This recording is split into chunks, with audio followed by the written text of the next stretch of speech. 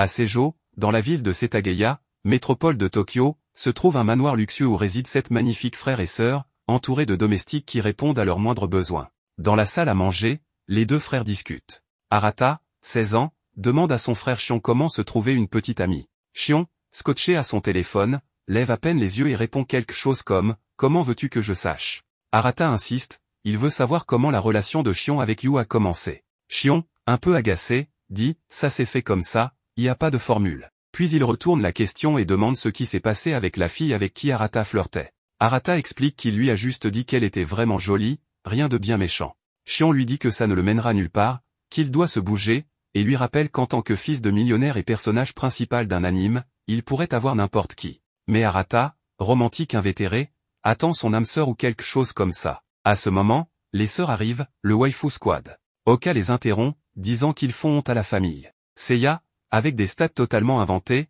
affirme que les mecs passent 90% de leur temps à parler des filles. Les 3 autres sœurs balancent aussi quelques commentaires, plus par obligation que par réelle conviction. Oka accuse Arata d'essayer de soutirer des détails croustillants à Shion sur sa relation avec Yu. Arata réfute ces accusations, mais Shion, pour envenimer les choses, ment en disant qu'Arata trouvait que Oka faisait beaucoup plus femme, récemment. Excédé, Oka appelle son chien et lui ordonne de mordre ce qu'il faut pour punir ce pervers en présence de ses sœurs. Sans tarder, le chien bondit sur son postérieur et s'en donna à cœur joie comme s'il avait trouvé de la viande. Alors que notre gars souffre le martyre, les filles ne peuvent s'empêcher de se moquer de lui. Une fois le chien rappelé, Arata tente de se défendre, mais Seiya ramène sur le tapis ce qui s'est passé avec Kotono, la plus jeune. Banri, l'aîné, leur demande d'être plus indulgent avec le petit pervers, vu qu'il est en pleine puberté. Mais Oka réplique que c'est exactement ce genre de pensée qui l'a rendu comme ça. Banri dit que le comportement d'Arata est compréhensible, vu qu'il est entouré de waifus sublimes toute la journée. Seiya intervient et rappelle que les relations amoureuses au sein d'une même famille sont mauvaises pour la descendance,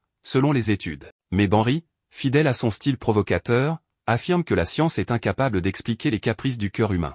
Il en profite pour lancer une pique à Seiya, insinuant qu'elle est probablement déjà amoureuse de quelqu'un, ce qui la fait rougir. Banri se moque ensuite des sœurs cadettes, les taquinant parce qu'elles restent encore de simples gamines. Minami intervient, disant qu'elle trouve son frère génial. Arata, ravie du compliment, s'approche pour la remercier, et elle l'envoie au tapis d'un crochet du droit bien net. Puis elle s'excuse, disant que c'était juste un réflexe, typique d'une athlète née comme elle. Après ce petit incident, ils s'organisent tous pour fêter l'anniversaire de Kotono le samedi. Ça réglé, ils partent à l'école. Même s'ils ont plus d'argent que de bon sens, ils prennent le métro, tellement humbles. En marchant, les gens les regardent comme s'ils étaient un boys band tout droit sorti d'un magazine. Arata est agacé par l'attention, comme s'il vivait dans une comédie romantique. Et franchement, peut-être que c'est le cas. Petit topo sur les waifus pour ne pas vous perdre. Banri, l'aîné, 18 ans, est à une université prestigieuse mais étudie pour devenir infirmière. Seiya, 17 ans, en dernière année de lycée, est le cerveau de la bande. Oka, 16 ans, en 2e année de lycée, est la plus populaire. Minami, 15 ans, première année, est tout en musclé en énergie. Et enfin, Kotono, 14 ans, collégienne, est le classique type timide, calme et adorable. Retour au garçon, Shion demande à Arata si elle lui a vraiment avoué ses sentiments. Arata, un peu mal à l'aise, admet que oui, mais dit qu'il n'est pas assez tordu pour répondre à ses sentiments. De toute façon, il a déjà quelqu'un d'autre en tête, et comme elle n'est pas de la famille, c'est un gros plus. Shion lui dit que même si Arata a tout pour séduire n'importe quelle fille, ses traumatismes d'enfance l'ont transformé en gros flemmard en matière de romance. Plus tard, chez eux, Arata stalk obsessionnellement le profil de Lala, la fille qu'il aime, mais la peur le paralyse au point qu'il n'arrive même pas à lui envoyer une demande d'amis. À ce moment, Oka entre et lui demande de lui passer les devoirs. Ils s'assoient pour étudier ensemble, mais Arata ne peut s'empêcher de lui jeter quelques regards. Embarrassé, il finit par lâcher qu'elle devrait peut-être se couvrir un peu plus. Oka lui rappelle qu'ils prenaient leur bain ensemble quand ils étaient petits, donc pas de quoi en faire un drame maintenant. Puis, direct, elle lui demande qui est la fille qu'il aime, disant que Shion a déjà craché le morceau et qu'il est super accro à quelqu'un.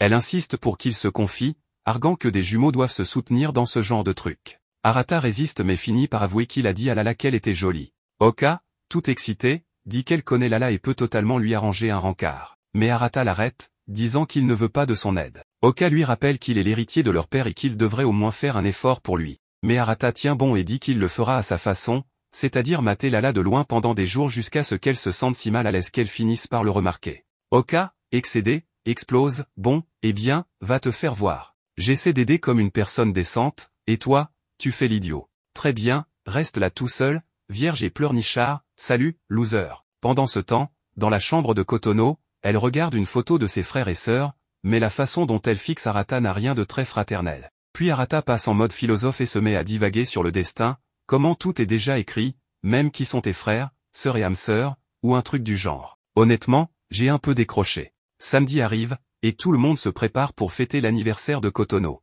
Ils descendent dans la salle à manger pendant qu'Arata monologue dans sa tête. Minami rend les écouteurs qu'Oka lui avait prêtés, mais il en manque un. Oka s'énerve et lance, sérieux, je fais quoi avec un seul? Surtout qu'elle les avait prêtés parce que Minami avait perdu les siens, ce qui aurait dû être un signal d'alarme. Arata, voyant l'attention lui échapper, intervient avec un discours de paix, on est frères et sœurs, on ne devrait pas se disputer. Et là, leur père arrive pour le dîner. Avant le toast, il annonce qu'il a quelque chose d'important à dire. Maintenant que Kotono a 15 ans, il est temps de leur révéler la vérité, ils ne sont pas vraiment frères et sœurs. Ils peuvent se mettre en couple entre eux s'ils veulent. Fêtez bien. Arata, complètement sonné, demande ce que ça veut dire. Leur père explique qu'ils sont tous adoptés, qu'ils sont assez grands pour comprendre, et qu'il avait promis à sa défunte épouse de révéler la vérité une fois que la plus jeune aurait 15 ans. Bien que Shion et Minami soient jumeaux, il précise que les autres n'ont aucun lien de sang.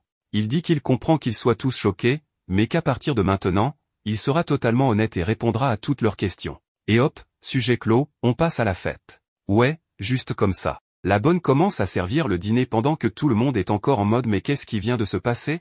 Ils ont probablement chanté joyeux anniversaire avec l'énergie émotionnelle d'une thérapie de groupe post-traumatique, mais malheureusement, on ne voit pas ça. Ils finissent le dîner et passent au salon pour prendre le thé ensemble. Banri dit à la bonne de partir, qu'elle prend le relais, car il y a des affaires familiales sérieuses à discuter. La seule qui a bien mangé, c'est Minami, mais c'est son truc, la bouffe. Banri commente que la petite doit tenir l'optimisme de son père, ce à quoi Seiya répond que ça n'a rien à voir avec la génétique, et même si c'était le cas, elle n'est même pas sa fille biologique. Aïe. Oka ajoute que leur père a choisi le pire moment pour lâcher la bombe. Ouais, il aurait au moins pu attendre qu'il coupe le gâteau.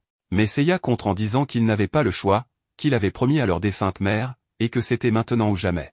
Oka comprend, mais se sent trahi. Ça lui fait mal qu'on leur ait caché quelque chose d'aussi important si longtemps. Puis Seiya demande à Banri si elle ne se souvient pas de quelque chose d'étrange, comme le fait que quand Kotono est arrivée à la maison, elle avait déjà environ 4 ans. Banri marque une pause, réfléchit, et dit qu'elle ne se souvient même pas de ce qu'elle a mangé au petit déjeuner. Mais ses frères et sœurs la regardent avec un air de ne ment pas, balance. Elle insiste en disant que ça n'a pas d'importance, que l'important, c'est qu'ils ont grandi ensemble, et même s'ils n'ont pas de lien de sang, ils restent frères et sœurs. Donc, pas de trucs bizarres entre eux. Tout le monde est d'accord avec ça. Tout le monde, sauf Kotono, qui est clairement accro à son grand frère. Arata va dans sa chambre et commence à réfléchir à tout ce qui vient de se passer. Soudain, on le voit se diriger vers la salle de bain.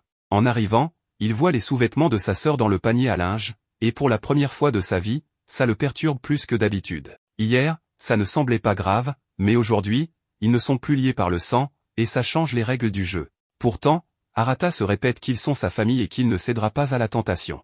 Il se déshabille et entre dans la baignoire, et oh, surprise, quelqu'un est déjà dedans. Et pour rendre ça encore plus perturbant, il s'agit de Kotono, la seule des sœurs plus que prête à ce que les choses deviennent bizarres. Il hurle, se couvre avec une serviette et essaie de sortir en s'excusant 1000 fois. Mais Kotono, calme, l'arrête et lui demande de lui laver le dos, comme il le fait toujours. Ça sonne plus crépi que ça ne devrait. Arata, encore sous le choc, accepte. Il s'assoit derrière elle et commence à lui frotter le dos, se disant qu'il l'a fait 1000 fois et qu'il ne doit pas avoir de pensée tordue. Kotono, totalement détendue, lui dit qu'elle aime comment il lui frotte le dos et qu'elle ne peut pas le faire elle-même parce qu'elle n'est pas très souple. Arata essaie de survivre mentalement à la scène et lui dit de se dépêcher pour rester au chaud, sinon elle va attraper froid. Pendant ce temps, en bas, dans la salle à manger, Oka continue de siroter son thé. On n'a jamais assez de thé quand ton père vient de t'annoncer que tu n'es pas sa fille et que tu peux épouser tes frères et sœurs. Shion s'approche pour parler, et Oka dit qu'elle se sent mal pour Kotono, qui apprend une nouvelle aussi énorme le jour de son anniversaire et si près des examens d'entrée.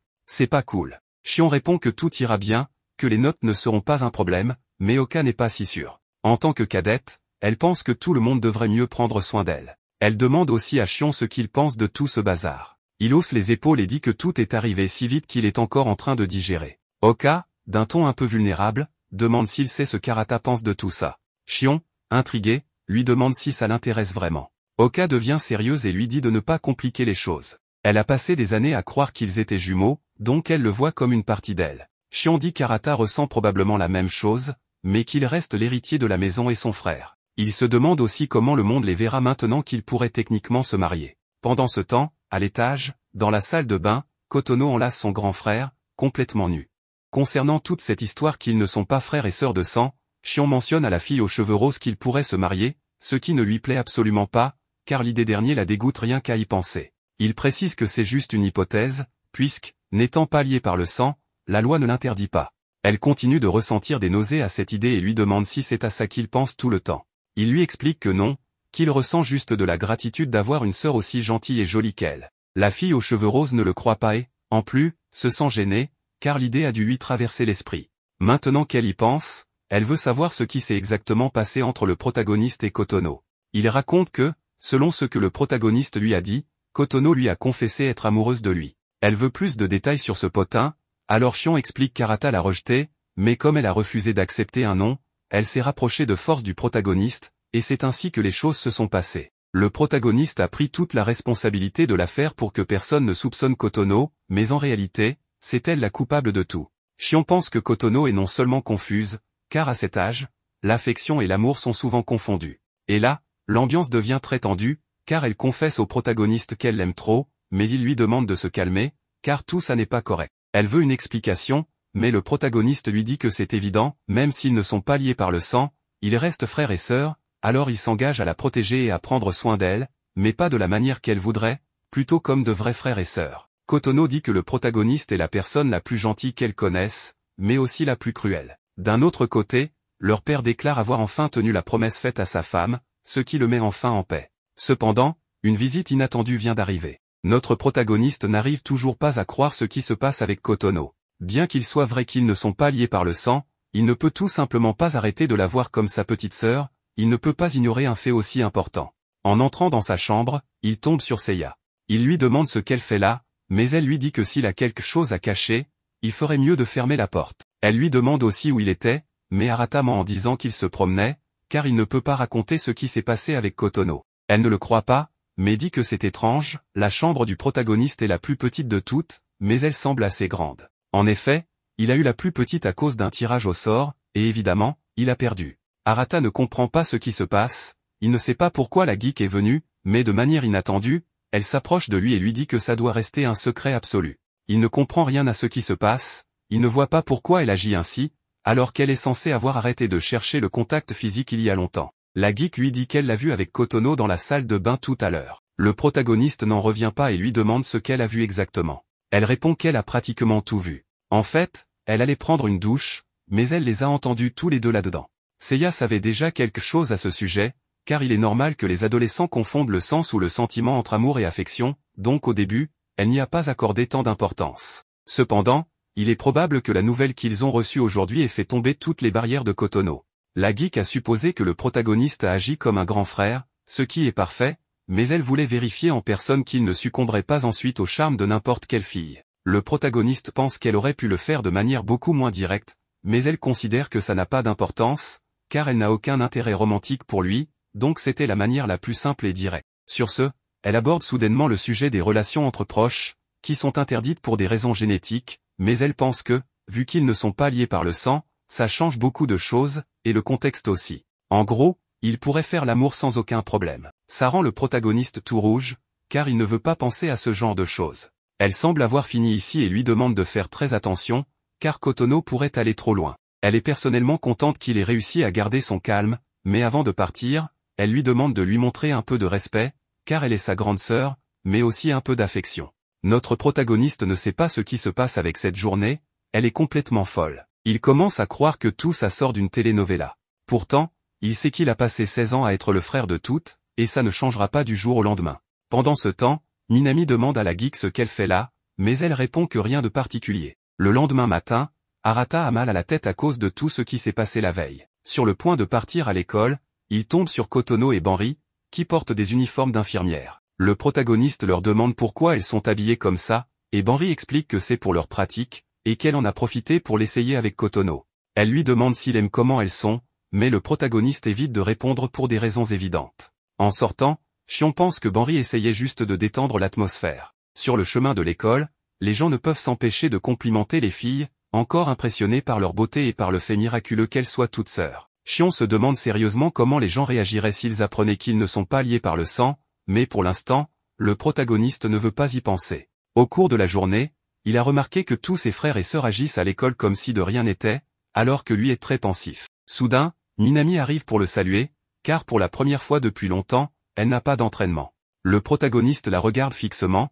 car il sait qu'elle est très joyeuse et insouciante, mais elle lui demande pourquoi il la fixe comme ça. Arata change de sujet en disant qu'il pensait juste à la pression qu'elle doit ressentir de la part de son entraîneur, car elle travaille toujours dur, a gagné plusieurs compétitions et pourrait même aller aux Jeux Olympiques, ce qui est impressionnant. L'athlète dit que oui, elle fait juste ce qu'elle aime le plus. Le protagoniste la félicite, car c'est un grand talent de pouvoir aimer ce à quoi on se consacre. Juste à ce moment-là, un groupe de filles arrive pour demander des autographes et des photos à Minami, car elle est visiblement très populaire. Le protagoniste lui demande qui elles étaient, et il s'avère que ce sont des membres de son fan club, qui apparemment ont vu une photo d'elle avec l'uniforme masculin. Le protagoniste n'en revient pas. Ensuite, Minami lui demande s'il rentre directement à la maison, car si c'est le cas, ils pourraient traîner ensemble. Elle lui dit qu'elle adorerait, mais malheureusement, elle a raté ses examens et a séché l'entraînement pour étudier et se mettre à jour. Le protagoniste n'est pas surpris, car bien qu'elle soit l'une des meilleures athlètes du Japon, ses notes sont désastreuses.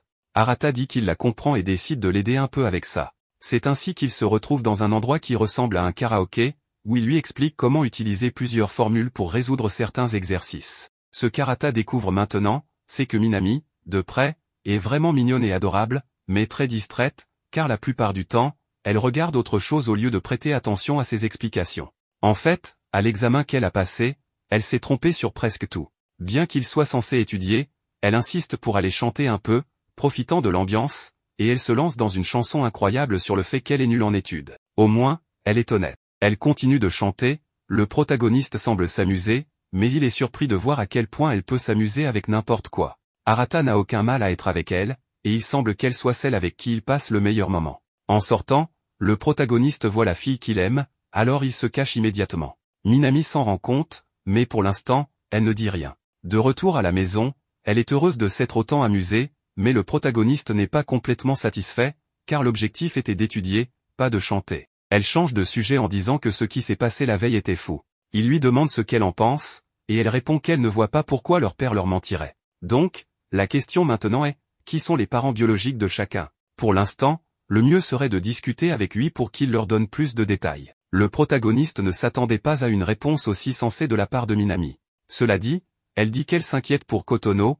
car c'est la plus jeune et la plus fragile. Ce qui amuse le plus la fille aux cheveux verts, c'est que, en fin de compte, le protagoniste n'est pas leur frère et n'est qu'un gars de l'école. Notre garçon lui demande de baisser un peu la voix sur ce sujet, mais elle continue en disant que ce qui compte maintenant, ce n'est pas comment ils s'appellent entre eux, car le lien qu'ils ont forgé pendant plus de 15 ans a bien plus de valeur. Elle lui demande donc de ne pas se déprimer juste parce que la fille qu'il aime a un petit ami. Arata ne comprend tout simplement pas comment elle est au courant, mais bien sûr, il s'avère qu'elle lui a tout raconté, sacrément bavarde, la fille. Minami veut lui dire qu'elle connaît toutes ses qualités, celles du protagoniste. Elle sait qu'il est intelligent, drôle, responsable et qu'il aime beaucoup ses frères et sœurs, alors elle lui demande de se remonter le moral. À la maison, Minami lui offre un cadeau, des mini-gâteaux qu'elle adore apparemment. La fille aux cheveux roses lui demande pourquoi elle lui donne ça, et il s'avère que c'est pour accompagner les AirPods qu'elle avait perdus auparavant. L'un d'eux était perdu dans la salle de son club, alors elle veut s'excuser. Elle accepte, mais lui rend aussi les AirPods à condition qu'elle ne les perde plus.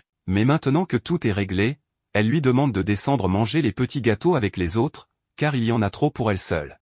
Le lendemain, alors qu'Arata sort de la salle de bain, il se retrouve nez à nez avec Kotono. Par réflexe, il se met sur la défensive, s'attendant à ce qu'elle se déshabille en une seconde et l'attaque avec un de ses accès absurdes, comme elle nous y a déjà habitués. Mais pas cette fois. Kotono se contente de le regarder, pince les lèvres et part en courant comme un petit fan effrayé. Arata reste figé, plus confus qu'autre chose. Cependant, il pense avoir compris le message, même s'il n'est pas très sûr de ce que c'était. Juste à ce moment-là, elle apparaît, comme toujours sans bruit, et lui demande d'un ton moqueur s'il est en train de faire un monologue intérieur. Elle lui rappelle aussi, qu'il doit maintenant l'appeler Seiya avec un surnom mignon. Précédemment, elle lui avait demandé un surnom affectueux, et Arata n'a aucun problème à lui faire plaisir. Un peu plus sérieusement, la fille lui demande s'il est inquiet pour Kotono. Il répond que non, mais il ne semble pas très convaincu. C'est alors que Minami arrive en bondissant comme si elle avait des ressorts aux pieds.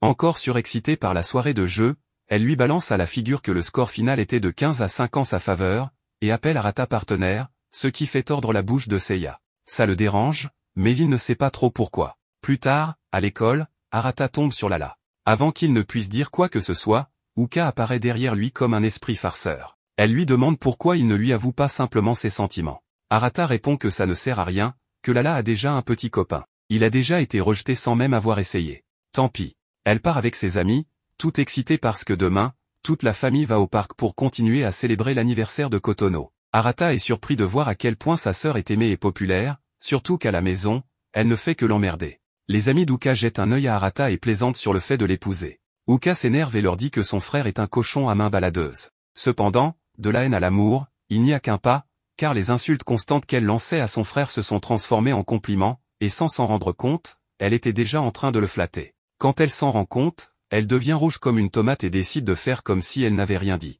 Le jour suivant, ils arrivent au parc, qui est en gros Disneyland. Minami court embrasser la mascotte lapin comme si elle avait 5 ans.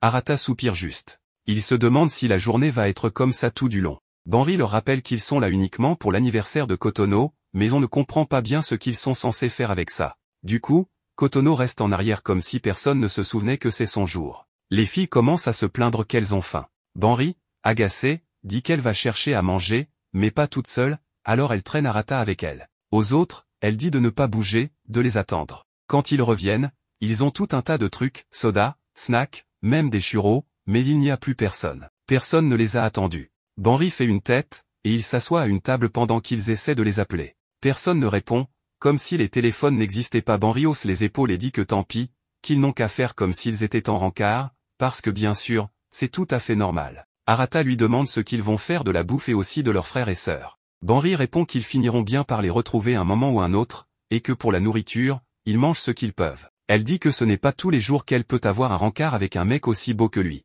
Arata lui rappelle qu'ils sont frères et sœurs, mais Banri dit que personne ici ne le sait, alors qu'est-ce que ça change? Puis elle s'accroche à son bras toute contente et continue à marcher dans le parc. Arata ne peut s'empêcher de remarquer que sa poitrine est bien collée contre lui. Évidemment, Banri s'en rend compte et lui demande s'il est en train de penser à quel point c'est doux. Il l'accuse de le faire exprès, et Banri lui dit que non, qu'elle est juste très bien pourvue, qu'elle n'y peut rien, qu'elle ne peut pas contrôler ça, tant pis. Elle ajoute que c'est peut-être trop pour un vierge comme lui.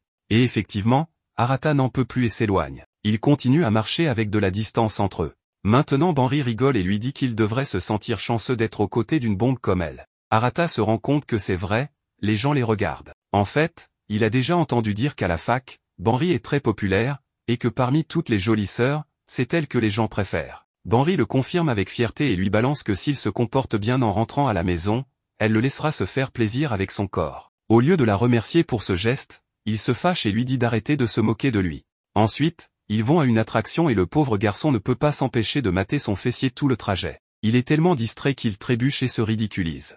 Banri lui tend la main comme s'il était un petit enfant. Après, il monte sur les montagnes russes. En redescendant, Arata essaie de rappeler ses frères et sœurs. Après un moment, Shion voit enfin les messages et lui répond. Il lui dit qu'ils sont dans la maison des horreurs mais de l'autre côté du parc, donc les retrouver ne va pas être simple. Pendant ce temps, Uka a aussi vu les messages et commence à spéculer. Elle parie que Banri en a profité pour dire à Arata qu'il devrait faire un rencard, et qu'elle est sûrement en train de se foutre de lui en lui frottant les seins chaque fois qu'elle peut. Et tout le monde la croit parce que ça ne paraît pas si absurde que ça. Uka reproche à Arata et Banri d'avoir oublié la fille dont c'est l'anniversaire, mais Seiya dit que c'est en fait eux qui les ont plantés. Bref, comme c'est son anniversaire, il la laisse choisir la prochaine attraction. Dans l'après-midi, Arata et Banri s'assoient pour se reposer.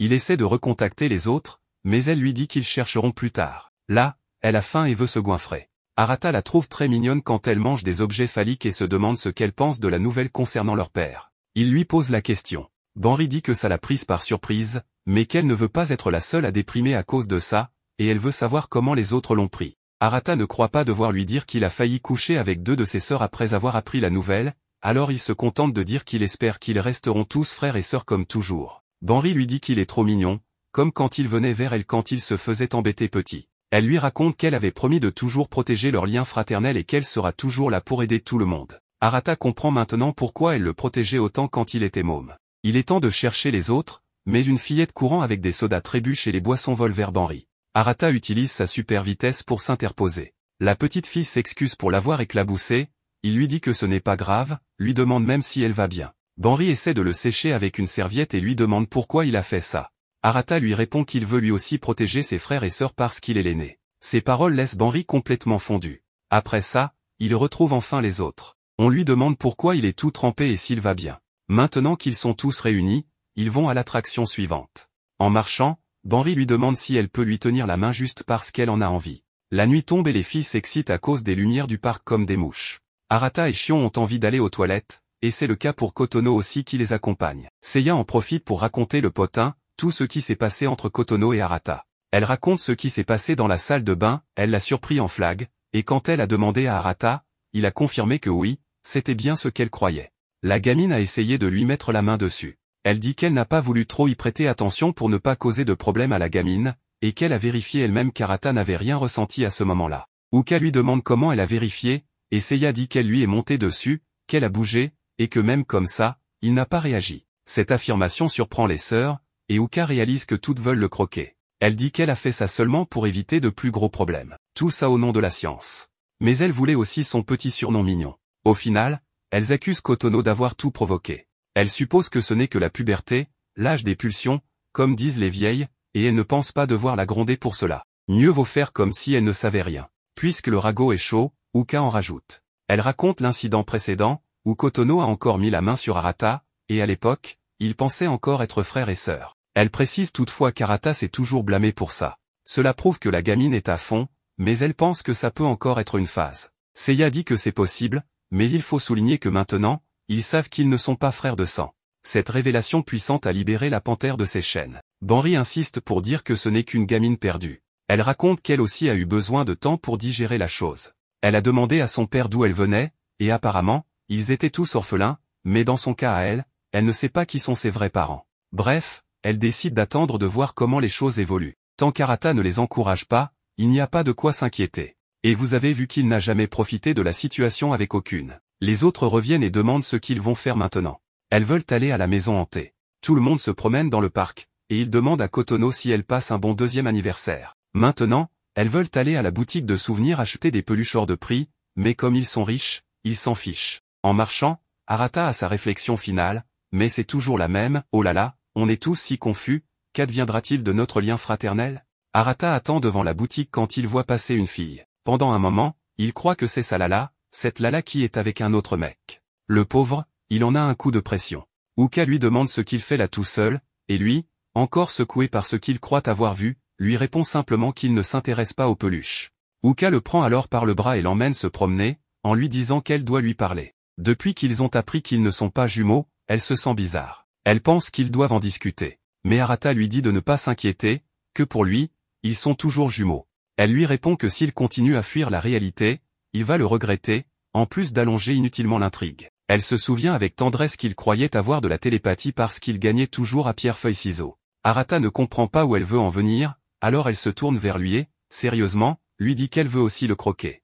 Arata se rappelle qu'un jour, dans les toilettes de l'école, Shion demande à Arata s'il a déjà vu ses sœurs comme des filles normales. Arata ne comprend pas cette question, et Shion explique que maintenant qu'ils savent qu'ils ne partagent pas de gènes, ce ne sont que des filles normales avec lesquelles ils sont très proches. Arata lui répond qu'il n'a jamais vu ses sœurs autrement, et il sait que Shion non plus. Shion lui rappelle qu'il a une copine, donc c'est doublement interdit pour lui. Il lui dit aussi qu'il a raconté à Oka ce qui s'est passé entre lui et Kotono. Arata la connaît et sait qu'elle ne l'a probablement pas cru, mais Shion assure que sa jumelle n'est pas aussi pourrie qu'il le pense. Arata réalise alors que sa sœur est une vraie tsundere et se lance dans son discours habituel, peu importe ce qu'on a découvert, on reste des frères et sœurs, et rien ne changera notre relation. Shion lui dit que si quelqu'un à l'école l'apprend, ils ne pourront pas arrêter les rumeurs comme quoi dans cette famille, c'est la pagaille générale. De retour au parc, on voit Oka qui dit à Arata qu'elle l'aime. Oka lui dit qu'elle est fière de lui parce que, même s'ils n'ont plus de lien de sang, il n'a pas profité de la petite Kotono et a réagi comme un parfait grand frère. Sa confession précédente ne voulait donc rien dire,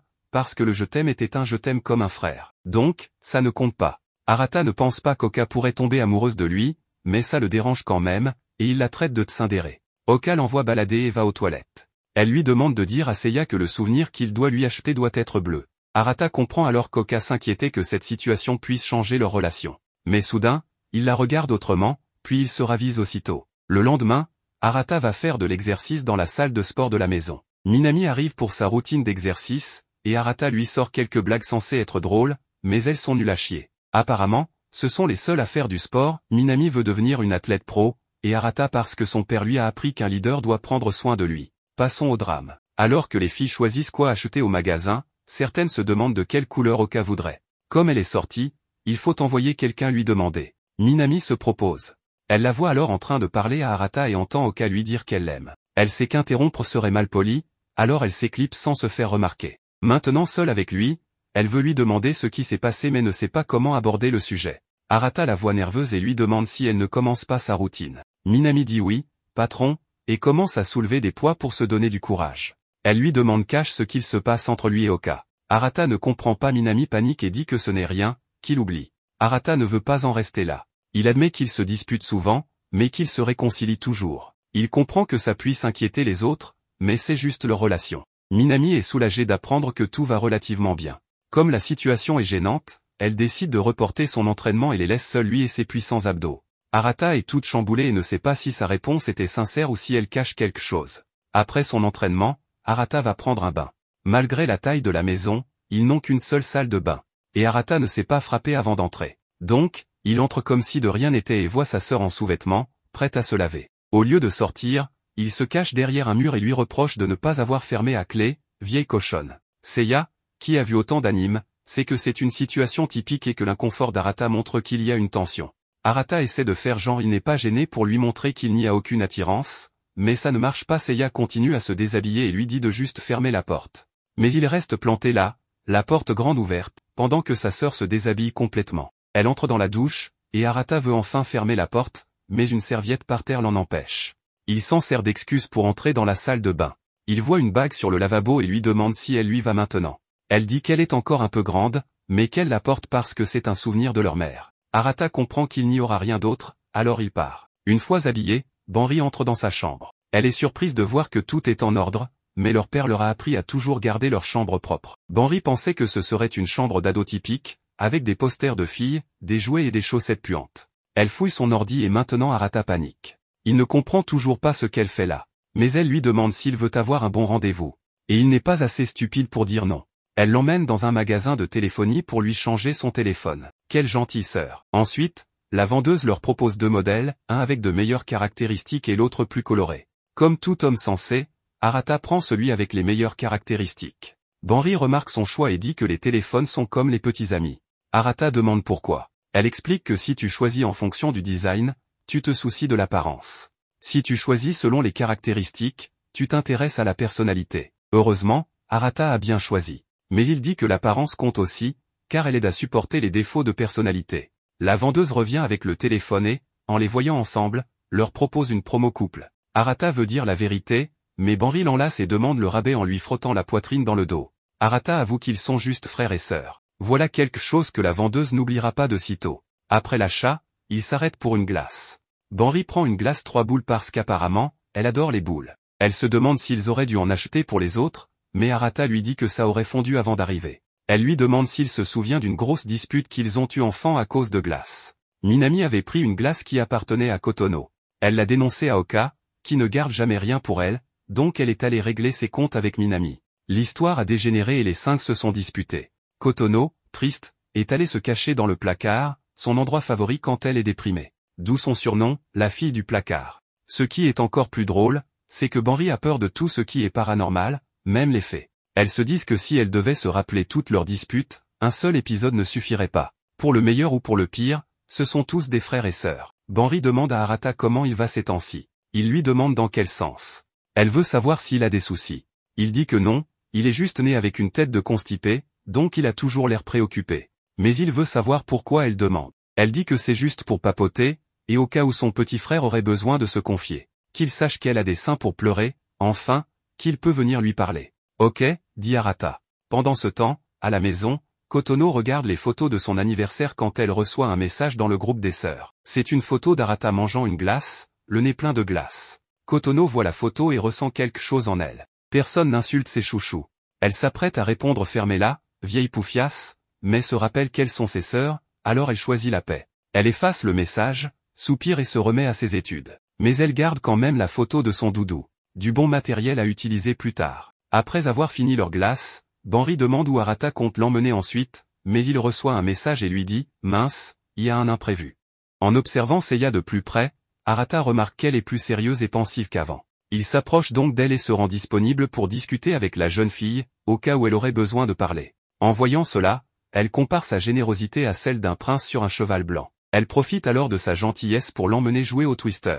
Pendant le jeu, Seiya remarque des signes d'émotion forte en elle depuis qu'elle est venue lui rendre visite dans sa chambre l'autre jour. Cela commence à l'inquiéter, car cela pourrait signifier qu'elle est tombée amoureuse de lui. En faisant tourner la roulette, elle lui demande de mettre le pied droit sur le cercle bleu. Cependant, Arata le fait tout en gardant son corps en arrière, comme s'il voulait éviter de se rapprocher d'elle. Bien que cela la dérange un peu, elle continue de jouer normalement, jusqu'à ce qu'elle commence soudainement à se rapprocher de plus en plus de lui, le mettant visiblement mal à l'aise.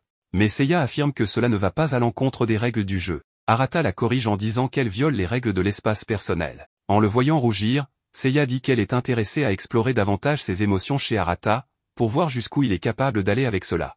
À mesure que le jeu avance, Arata remarque que le contact entre eux est moins intense que ce qu'il redoutait, ce qui le soulage un peu.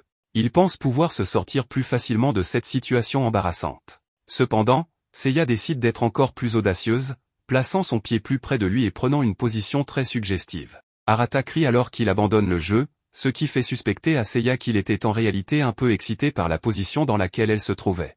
Il décide alors de continuer à jouer, pour ne pas donner l'impression qu'il a été troublé. Mais, en reprenant le jeu, Arata doit placer son pied sur un autre cercle bleu, le seul qu'il puisse atteindre étant juste derrière Seiya, ce qui les met dans une position encore plus ambiguë. En observant les expressions d'Arata, Seiya le voit rougir et lui demande pourquoi. Arata ravale ses émotions et continue de jouer, bien qu'il soit très mal à l'aise. Seiya en profite pour expliquer que le plaisir humain est régulé par 3 substances dans le cerveau, la dopamine, liée à la victoire, l'ocytocine, liée à l'amour, et la sérotonine, qui procure un sentiment de calme. Elle explique que les relations entre deux personnes sont généralement dirigées par la dopamine et la passion dans les premiers mois, jusqu'à ce que le couple atteigne l'amour véritable et l'ocytocine, la forme la plus pure de l'amour. Elle en déduit que le passage d'un état à l'autre se fait lorsqu'un certain niveau de confiance est développé, mais ce changement se produit de manière naturelle et soudaine, au point que la science ne parvient pas encore à expliquer ce qu'est vraiment ce sentiment de confiance. Même si tous les humains, y compris Seiya, recherchent le plaisir et le bonheur, elle ne comprend toujours pas très bien ce qu'est le romantisme. Elle se demande alors si elle pourrait commencer à faire confiance à quelqu'un en passant 50 ans à ses côtés ou si cela devrait se développer de manière purement instinctive. Et alors qu'elle se perd dans ses pensées, elle perd la force dans ses muscles et tombe de tout son poids sur Arata, qui la réprimande rapidement en disant qu'elle aurait pu tomber sur le côté. Mais Seiya explique qu'ayant perdu la force musculaire, il ne lui restait plus qu'à tomber sur lui. Cela dit, elle met fin au sujet et affirme que son test a été un succès, car elle n'a ressenti aucune émotion forte pendant l'exercice, seulement de l'effort physique. Même si elle soupçonnait déjà ne rien ressentir pour Arata, elle a voulu faire ce test pour en avoir la certitude. Elle préfère avoir une preuve incontestable plutôt que de rester sceptique sans fondement. Ayant prouvé qu'elle ne ressent rien pour lui, Seiya croit pouvoir désormais étudier pour les examens sans trop de distraction. Elle remercie donc Arata d'avoir accepté de participer à son test, même s'il n'a pas coopéré autant qu'elle l'aurait souhaité. Après qu'elle a quitté la pièce, Arata reste confus face à tout ce qui vient de se passer. Soudain, il se souvient du moment où Seiya lui avait dit qu'ils pouvaient avoir une relation puisqu'ils n'ont jamais été de vrais frères et sœurs. Dès que cette pensée envahit son esprit, Arata pousse un cri désespéré. Oka l'entend hurler comme un fou et vient le voir pour comprendre ce qu'il se passe. Durant leur conversation, elle dit avoir entendu la voix de Seiya dans les parages. Mais Arata détourne la conversation en disant qu'il jouait seul. Profitant du fait qu'il n'a rien à faire, Oka l'invite à jouer à des jeux avec elle. En chemin, il se souvient de quand ils jouaient ensemble enfant. À l'époque, Oka réagissait toujours de manière particulière lorsqu'il la battait. C'est quelque chose qu'il ne voudrait pas revivre. Mais en y repensant, Arata change de sujet dans sa tête et se souvient du jour où Oka lui a dit qu'elle l'aimait, de nulle part. Même si elle avait précisé qu'elle l'aimait comme un frère, Arata n'arrive pas à se faire à cette idée, surtout qu'elle lui a lancé cette phrase alors qu'il n'était pas préparé. Perdu dans ses pensées, Arata s'assoit simplement et commence à jouer, laissant de côté ses réflexions. Durant la partie, il perd plusieurs fois d'affilée contre Oka, car elle a beaucoup progressé depuis leur dernière partie. Soudain, Oka se laisse distraire au point de toucher Arata sans même s'en rendre compte. Lui remarque alors son doux sourire qui exprime son bonheur. Mais il pense qu'il lui a déjà laissé assez de plaisir en la laissant gagner. Il décide donc de jouer sérieusement. Quand Oka perd contre lui, elle se fâche et demande comment il est devenu si fort d'un coup. Arata prétend avoir eu de la chance, mais Oka n'achète pas vraiment cette excuse. Elle décide de faire une pause pour aller aux toilettes, même s'ils sont en pleine partie. Arata ne comprend pas trop, mais elle fait le tour du canapé et commence à l'étrangler en lui disant de se rendre. Il obéit, demandant grâce, mais Oka continue malgré tout. Il se voit alors obligé de la repousser de force. En le faisant, il tombe accidentellement sur elle. Oka, à ce moment-là, commence à le frapper en disant qu'il a utilisé trop de force. Durant cette scène, l'esprit d'Arata est envahi par des pensées étranges.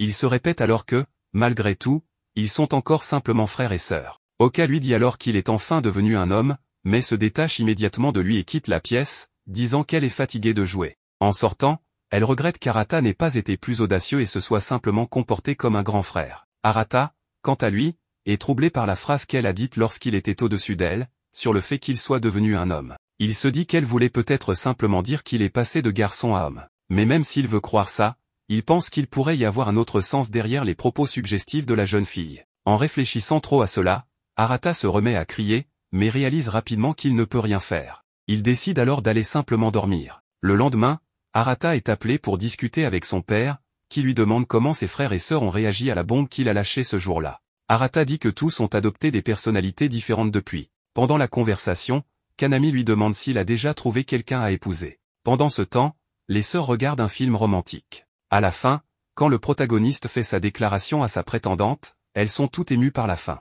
Sauf Oka, qui s'oppose à tout en disant que recevoir une déclaration dans un monde post-apocalyptique comme dans le film serait désastreux. Banri lui demande alors quel serait, selon elle, le contexte idéal pour une déclaration d'amour. Oka répond qu'il faut juste être poli, avoir un bon compte bancaire et être un homme grand. En entendant cela, Seiya conseille à Oka de lire moins de mangas pour éviter d'avoir l'esprit dominé par des idées irréalistes d'un homme idéal. Une fois cette discussion d'adulte terminée, les filles regardent Kotono et remarquent qu'il lui faudra encore du temps avant de penser à tout ça, puisqu'elle est encore à l'école primaire. Soudain, les filles décident d'aller dormir, mais Kotono reste un peu en arrière, puis rejoint les autres. Arrivée près d'elle, Kotono confesse qu'elle aime Arata, ce qui laisse tout le monde confus. Banri tente de calmer la situation en disant que Kotono aime beaucoup Arata, mais sans intention romantique. Mais Kotono affirme clairement qu'elle l'aime comme un homme. Et comme ils ne sont pas liés par le sang, elle pense toujours à sortir avec lui, car légalement, il n'y aurait aucun problème. Elle déclare même voir toutes ses sœurs comme des rivales dans son amour pour Arata. Elle dit avoir été heureuse d'apprendre qu'ils n'étaient pas de vrais frères et sœurs, car cela ouvre la porte à une relation avec lui. Pendant ce temps, Arata continue de fixer Kanami après sa question embarrassante. Il coupe alors court et lui demande pourquoi il a épousé leur mère. Kanami va droit au but en disant qu'il l'a d'abord trouvée belle. Durant la conversation, Arata revient sur la confession que Kanami a faite à tous les enfants, et suppose qu'il devait avoir une raison de le faire à ce moment-là. Mais malgré tout, Arata pense qu'ils ne s'habitueront jamais à cette situation, bien qu'il soit fier d'être l'aîné de la famille Shunji. Il affirme donc qu'il fera tout pour protéger le bonheur de ses frères et sœurs.